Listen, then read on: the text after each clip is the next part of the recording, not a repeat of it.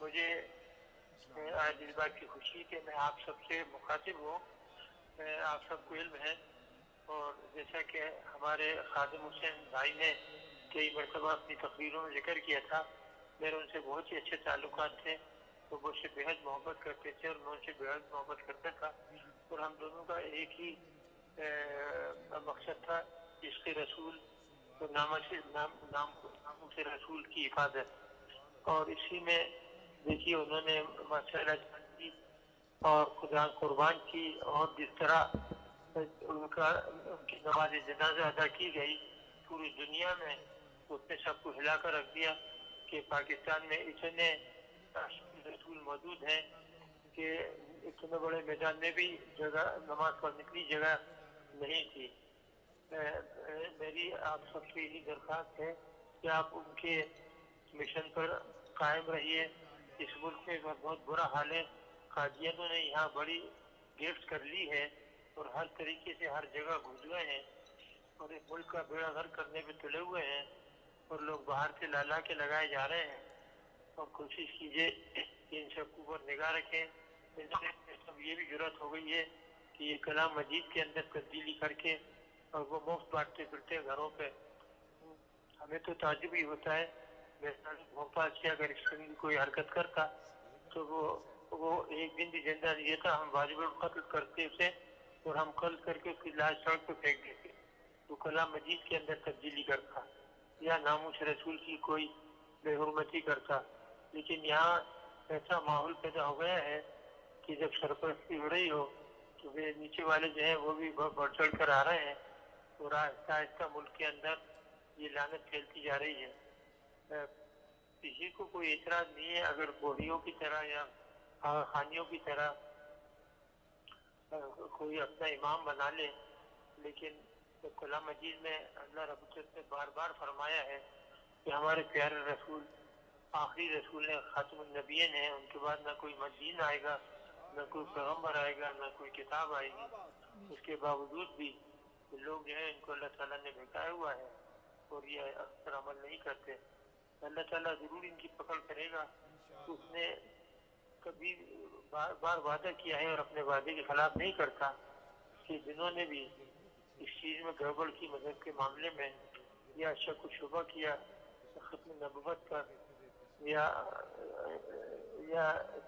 کلام مجید پر, تو ان کے لیے بہت بڑا عقاب موجود ہے.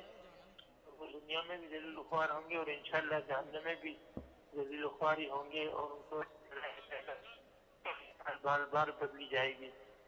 یہاں پر بہت برا حال ہے اس وقت. آپ سب لوگوں کو چوکنا ہونے کی ضرورت ہے, تو نگاہ رکھیے کہ یہ وبا جو ہے یہ پھیلنا شروع نہ ہو جائے.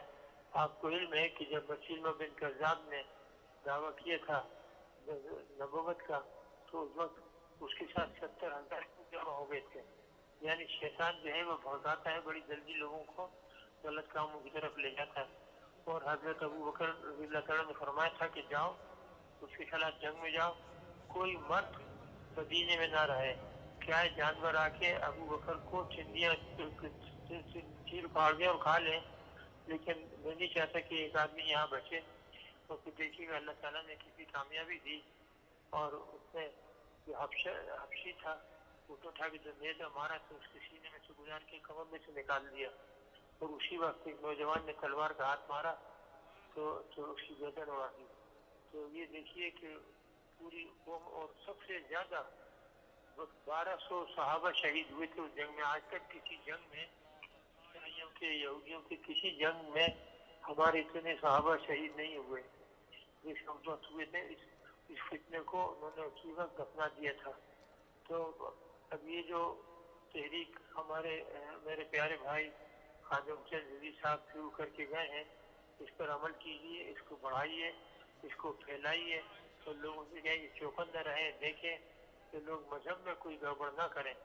دیکھیے جہاں شیعہ سنی کا معاملہ ہے تھوڑے سے اختلاف ہے, لیکن وہ اختلاف رسول اللہ یا اللہ کی کتاب یا اس کے پیغمبروں کے بارے میں نہیں ہے. وہ تھوڑا جو نفاق ہے وہ خلفاء کے بارے میں. خلفاء کوئی پیغمبر نہیں تھے, اگر ان کے بارے میں کوئی بات کرتا ہے تو ہم اس کو برا تو ضرور مانتے مگر ہم یہ نہیں کہہ سکتے کہ جی یہ کفر ہے، کیونکہ وہ نہ پیغمبر تھے نہ نبی تھے۔ تو اسی طرح اگر یہ لوگ بھی اپنے پیر مرید کو وہ مان لیتے، ولی اللہ مان لیتے اور رہنما مان لیتے تو کوئی حرج نہیں تھا، لیکن وہ اتنا بڑا گناہ کیا ہے کہ قرآن اور اللہ کی ہدایت کے خلاف اس کو پیغمبر دینے کی کوشش کی ہے، یہ ناقابل قبول ہے، نہ اس کو قبول کرنا چاہیے۔ اللہ تعالیٰ کا کلام بالکل واضح ہے۔ دوسری ایک بات جس کی طرف میں آپ کو توجہ دلانا چاہتا ہوں تو یہ کہ یہاں روز دن بھر ٹی وی کے اوپر بات ہوتی رہتی 2-2 گھنٹے۔ آپ نے دیکھا کہ خطبۃ الوداع جو تھا رسول اللہ صلی اللہ علیہ وسلم کا وہ کتنا اہم تھا، پوری انسانیت کے لیے تھا، پوری